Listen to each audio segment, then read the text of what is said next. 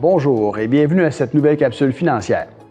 Alors, avec une fin de troisième trimestre qui a été marquée par une augmentation importante de la volatilité sur les marchés financiers, aujourd'hui, mon objectif est de vous partager les vues de notre comité de placement face à la situation, d'autant plus qu'on assiste au cours des derniers jours à une augmentation des risques géopolitiques avec le conflit au Moyen-Orient.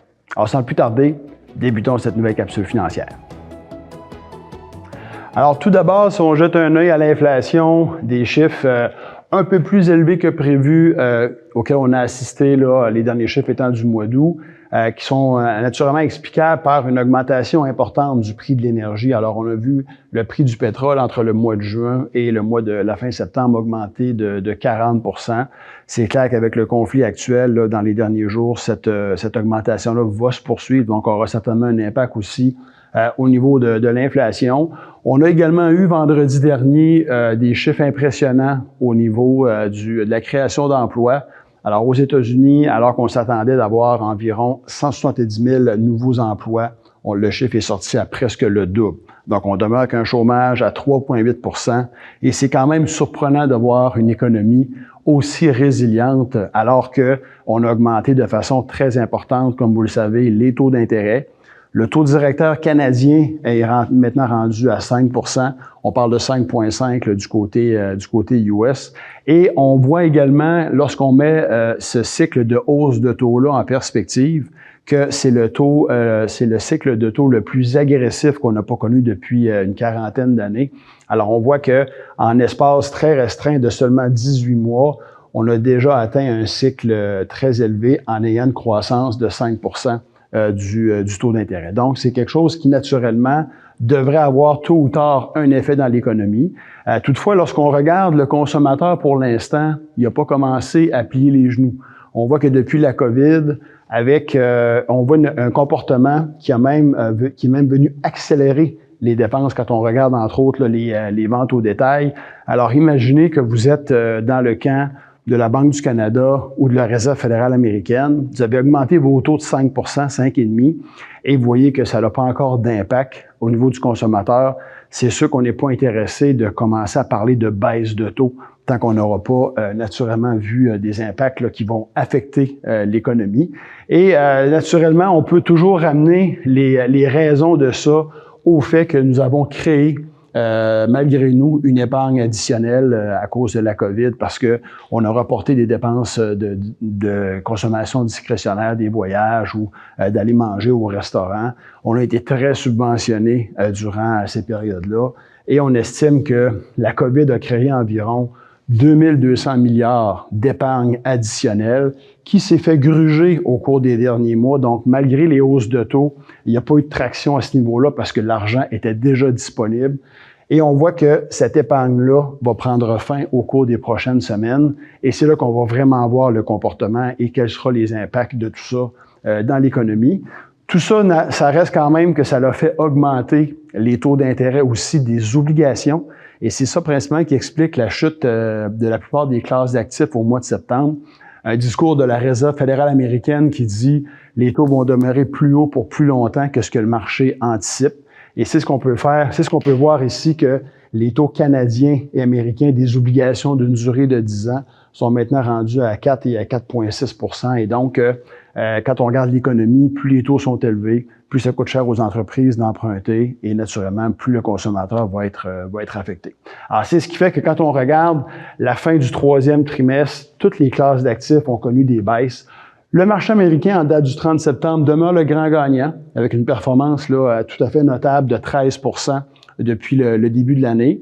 L'influence de l'intelligence artificielle dans la composante technologique du marché américain continue à influencer grandement le rendement parce que si on enlève les titres technologiques, là, on voit que le rendement passe de 13 à peu près à 2 % en date du 30 septembre.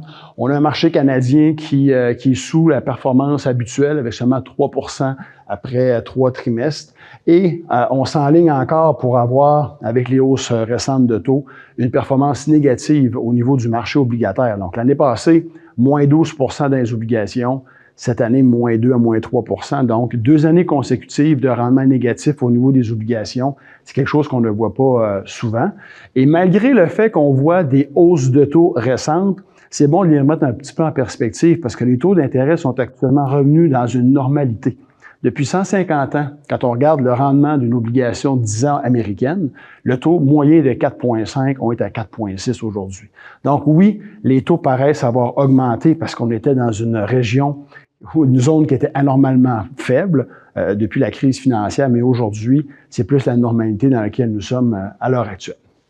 Avec tout ça et avec toute l'information que nous connaissons à l'heure actuelle, les marchés estiment que le cycle de hausse de taux achève. On est probablement rendu là, au sommet et que les taux vont redescendre sur une période d'environ 12 à 24 mois, pas au niveau que nous étions avant naturellement, mais peut-être plus justement dans une fourchette autour de 4 % La Banque du Canada se réunit le 25 octobre, vont nous annoncer là, à presque 70 % de probabilité qu'il n'y aura pas de hausse de taux.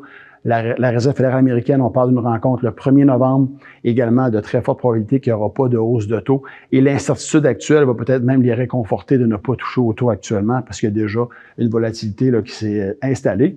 Alors, si on y va avec ces données-là et qu'on pense que les taux d'intérêt pourraient descendre d'ici 1 an, eh bien, le marché obligataire qui a eu un vent de face lors de la période des hausses de taux pourrait maintenant bénéficier d'un vent de dos. On estime que si les taux descendent de seulement 0,1%, le rendement espéré des obligations est entre 7,5 et 9 % pour la prochaine année. Donc, oui, la composante obligataire a été pénalisante dans les portefeuilles depuis 1 an et demi, mais elle sera peut-être très intéressante d'être présente justement. Donc, on n'est surtout pas intéressé de diminuer le poids de nos obligations, mais on en a profité, nous, pour rallonger la durée de vos obligations en portefeuille parce qu'on juge que on va avoir un effet bénéfique là, qui s'en vient avec un ralentissement économique là, qui est probable. Les hausses de taux, eh bien, c'est sûr qu'elles vont toucher, comme on dit, éventuellement les ménages et de façon différente. On sait que depuis la crise financière aux États-Unis, le taux d'endettement des Canadiens a très fortement augmenté. On est rendu par rapport aux Américains maintenant que, en moyenne, les ménages canadiens ont environ 180 $ de dette pour chaque 100 $ de revenus, alors qu'on parle que c'est 125 du côté américain. Donc, encore une fois, les hausses de taux vont faire plus mal.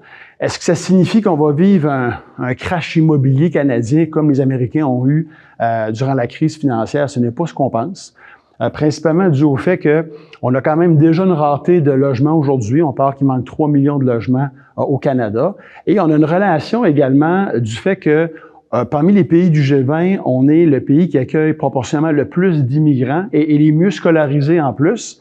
Et quand on regarde depuis 40 ans, on voit qu'il y a une relation d'environ une construction neuve par immigrant.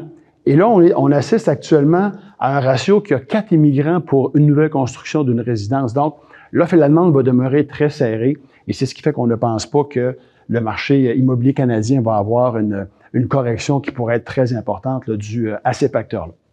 Alors, quand on met tout ça ensemble et que on regarde, est-ce que c'est le bon moment pour réinvestir? Alors, ce qu'on a comme positionnement, on est très intéressé de le conserver, mais je vous rappelle qu'en début d'année, on avait augmenté nos liquidités tactiques dans les portefeuilles et on pense que c'est encore un petit peu trop tôt pour les déployer. Vous allez voir qu'il y a quand même certaines opportunités qui se présentent, mais de façon globale, je vous rappelle qu'on essaye, lorsque les investisseurs sont très pessimistes, c'est là qu'on va avoir le goût de réinvestir, alors qu'on sort justement d'une zone qui a été assez optimiste là, de par le fait que l'intelligence artificielle avait beaucoup créé une certaine frénésie là, vers la mi-année. Et là, on voit que cet engouement-là est en train de se réduire. Alors, on préfère attendre encore pour vraiment dire que de façon globale, on va augmenter là, je dirais, les risques dans les portefeuilles. Le conflit actuel alors, et l'augmentation du risque géopolitique a certainement une influence. Vous voyez ici, depuis quelques années, la volatilité en bleu des marchés financiers et en rouge, on voit l'impact de ce qui se passe à ce moment-là lorsque le risque géopolitique est en augmentation. Et on voit depuis quelques années que ce risque géopolitique-là demeure de plus en plus élevé. Donc, c'est bon de tenir ça en compte dans nos prévisions. Quand des situations comme ça ou des crises vont arriver dans un scénario qu'on est dans une économie qui est d'un cycle qui repart avec un beau ciel bleu, ça peut avoir un événement comme ça du champ gauche, un impact beaucoup plus important.